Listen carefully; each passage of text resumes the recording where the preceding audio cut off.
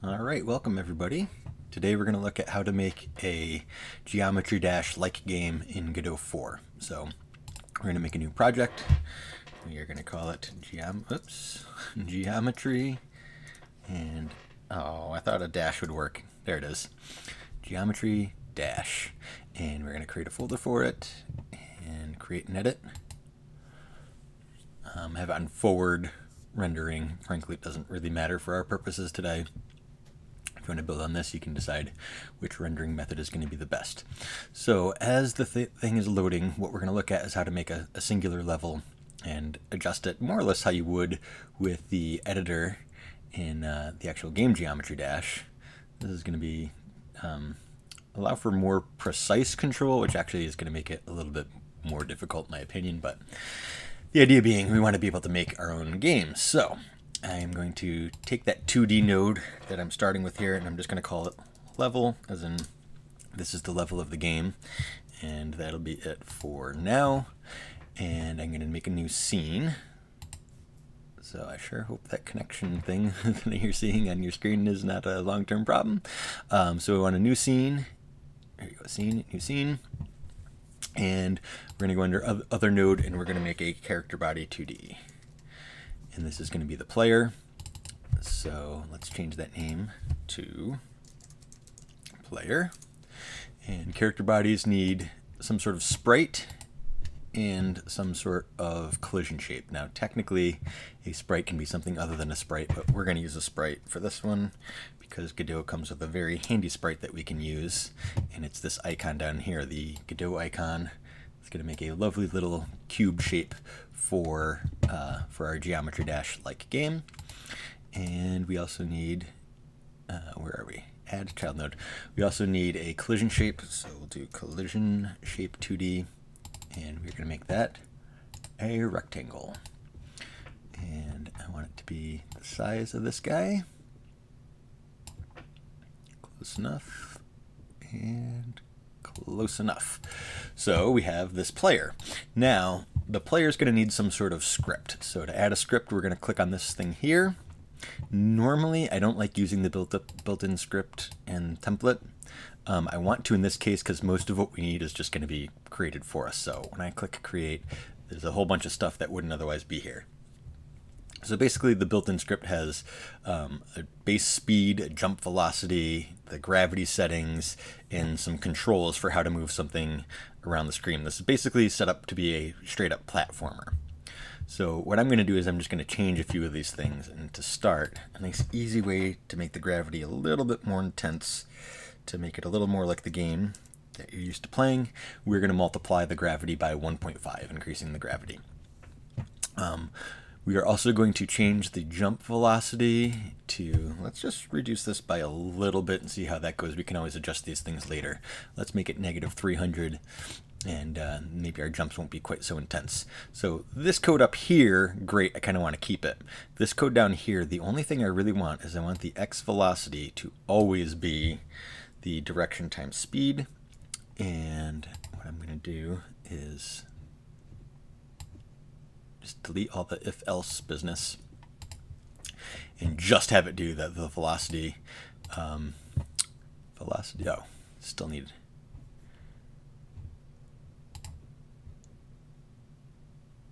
Why would that be different? Velocity.x is equal to direction.speed. So if it's just pressed, we have that. What happens if I do this? Identifier direction. Oh, because we never did handle the direction. Sorry. I was overthinking it. We just want speed, and that's it. So there we go. So velocity is the speed, because there is no direction when you've deleted the other things. The direction is always just going to be forward. I think this should work just fine, and if we have to come back and adjust these things, we will. So I'm going to save this scene. Scene, save scene, and it'll save as the player scene.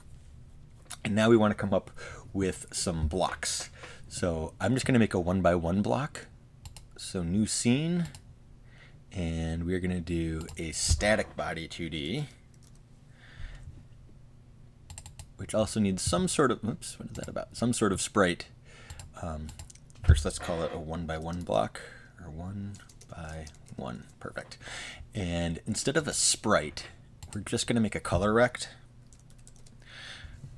which is a rectangle of whatever color we want it to be. The default is white. I'm just going to leave it. If you would like to change it, you change it over here. And we also need a collision body, or collision shape, I should say. So collision shape 2D, and we are going to make this a rectangle again. New rectangle shape. And if I come back over to the 2D view, I can see things are a little bit off-centered. Oh well. I'm just going to leave the size and hope that the size is good. If I really need to change it, that's fine. We're not going for perfection today. We're going for speed. So I already have a block with a collision shape, which is going to allow the physics of the character body to interact with it. So let's save this scene. So scene, save scene of the 1x1. And now I can go back to my level, which has not been saved. That's okay. So right here, this light blue and purplish and green box, this is what the camera sees when you open up the screen. We're going to change that.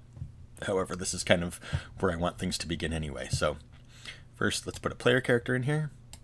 And let's see the size of this 1x1 block. That is way too small. So let's go change the 1x1 and make it much bigger. And maybe we'll do it this way.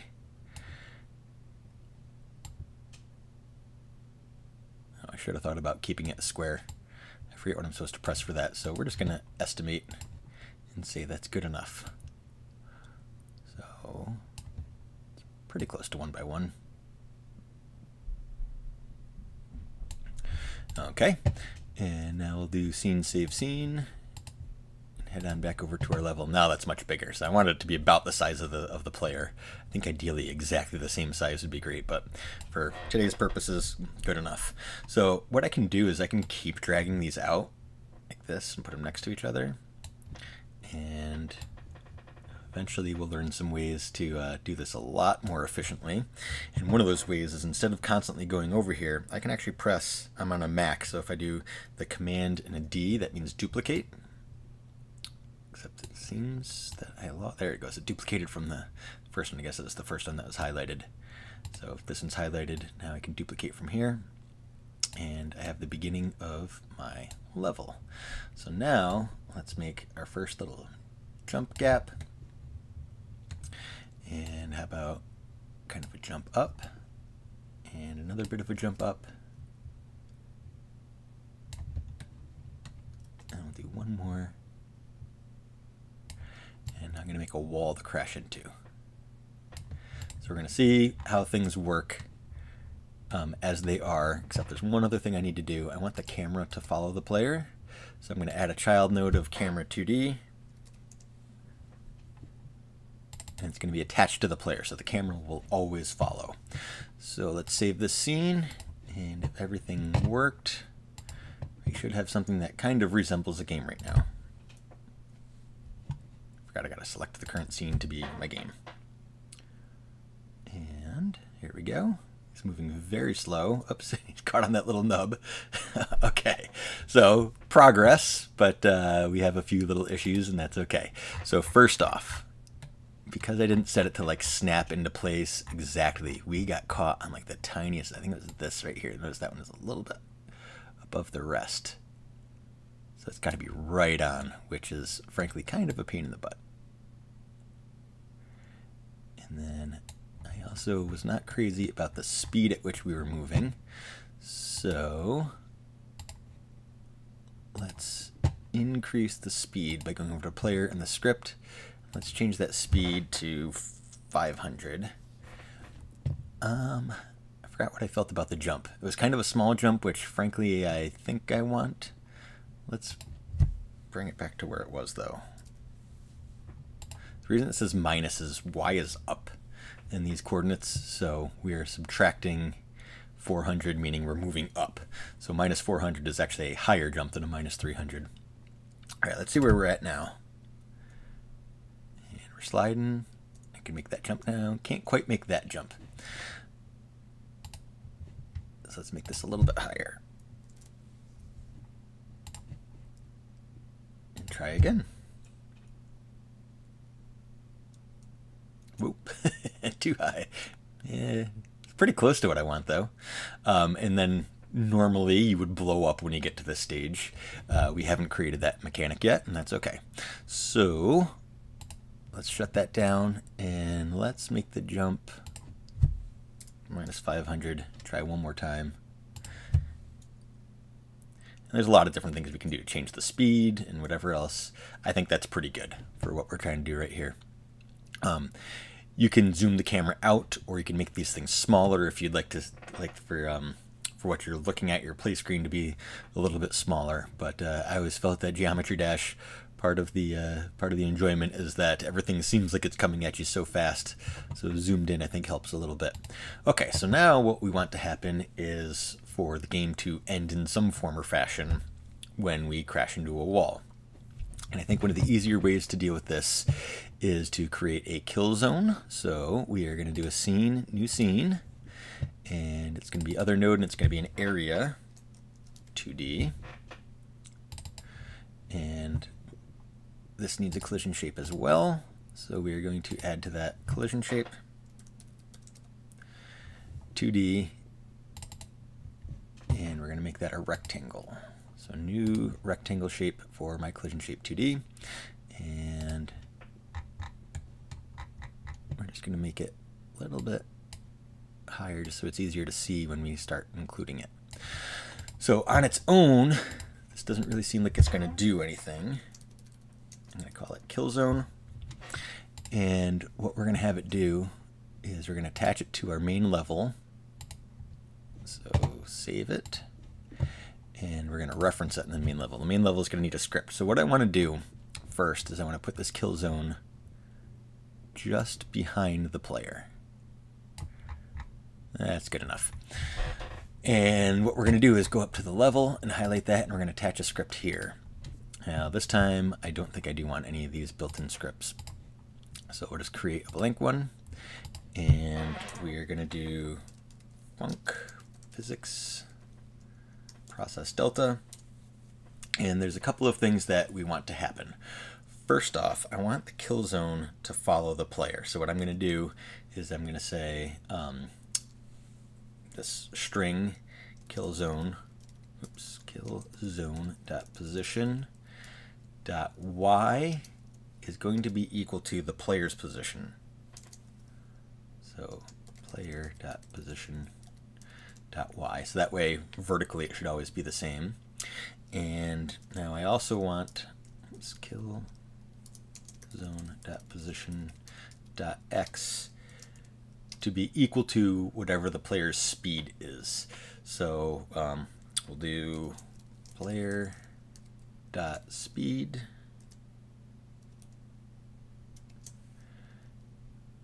not encouraged that that wasn't in the list, but it should work. And we're just going to do that times delta. I believe that'll work.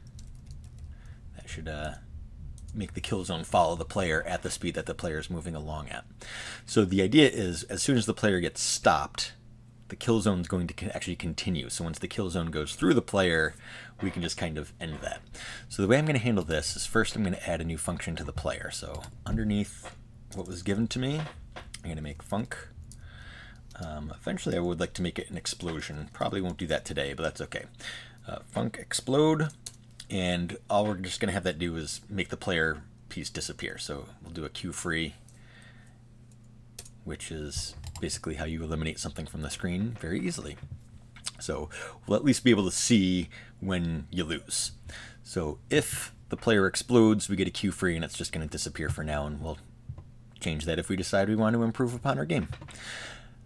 What else we need to do is go back to this level, and we need to find the kill zone on here. And if I look over where I have my inspector and my node, and what I want is body entered. So anytime the kill zone passes through a body, now keep in mind it might not necessarily be the player, but we're going to handle that in a pretty simple way. So I want it to connect to the level, and that adds when something enters the kill zone area. What it's going to do is first we want to find what enters it. So I'm just going to say things equals kill zone dot get overlapping bodies. So I'll just give us a list of everything that's in the kill zone. Oh, I forgot to make that a variable. So var things equals the get overlapping bodies. And what we'll say is for t in things, if t dot has method explode, then t dot explode. So I think this will work unless I'm forgetting something, so let's try this. I'm just moving along, everything's great, jump, jump, jump, and crash into a wall, disappeared. We did get an error, which frankly isn't necessarily a bad thing, because we can see that we died at the very least. So get position index based on null instance. So here's what we should maybe do. So if it explodes, let's also have this thing queue free. Let's see if that at least makes us not get an error. So kill zone.queue. Oops.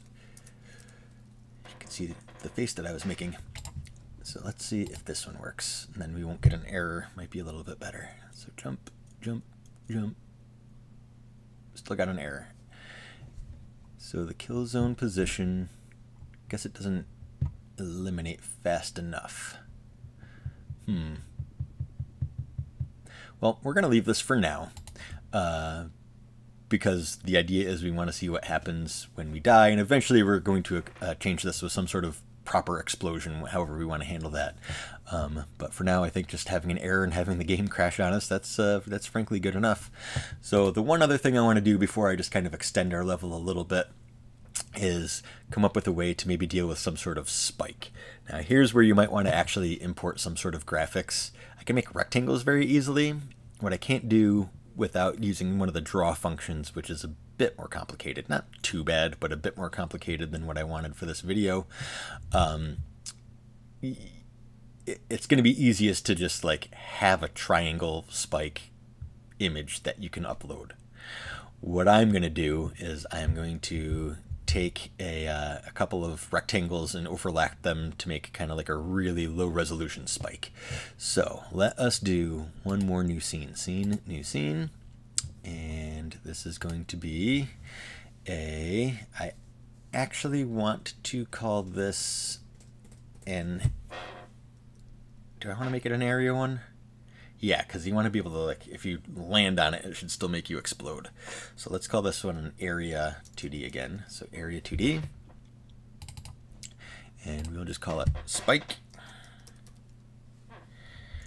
And we need to attach, I'm actually going to attach 3 color rects for a pretty bad looking spike. So color rect and color rect and color rect. And then finally we do need a collision shape. So let's add collision shape 2D.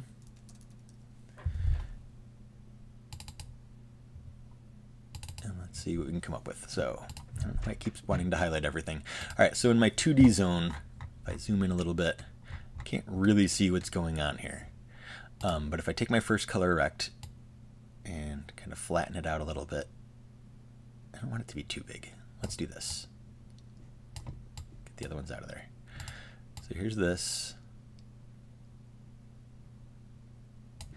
And let's see. Let's make it a slightly different color. How about this kind of bluish shape? And then I want this rectangle to be like so. And we'll also make it kind of bluish. That's a pretty close match. And then finally the last one will be a little bit more upright. So as you can see, this is a pretty lame spike, but threw it together very quickly and simply. And for our collision shape, if you have experience using the editor in Geometry Dash, you'll see a lot of times the hitboxes, and I think all the time actually, the hitboxes are actually your rectangles regardless of the shape. So let's just follow that, make a rectangle shape as my hitbox. I know there's something about small hitboxes smaller than the spike, so let's do that. This is my spike. In theory, this would be a rectangle, a triangle instead, but we're going with this, and there we go. So what we need here is we want to, let's first save it. So scene, save scene, and we get to see a bunch of different ways to go about the same thing. This time, instead of doing it at the level, if that makes any sense, I'm going to do this at the spike level. So let's create a script, and I do want an empty script. And what else I want to do is I want to go back over to this node. I didn't do what I want. Here we go. All right, so body entered again. And this is just flat out connecting from the spike. So on the body entered, what we're going to do is more or less the same as what we did here. So I'm actually going to copy that with the intent of pasting it. But before I do, I want to add one other thing. So we had the function explode. And I can do that again. Yeah, I do want to do that again. Never mind. That'll make it easier. I was thinking of having a different kind of function, but why when I can just do this? So if the player thing touches this, it's going to explode. So once again, if this body's entered, except we don't need the kill zone,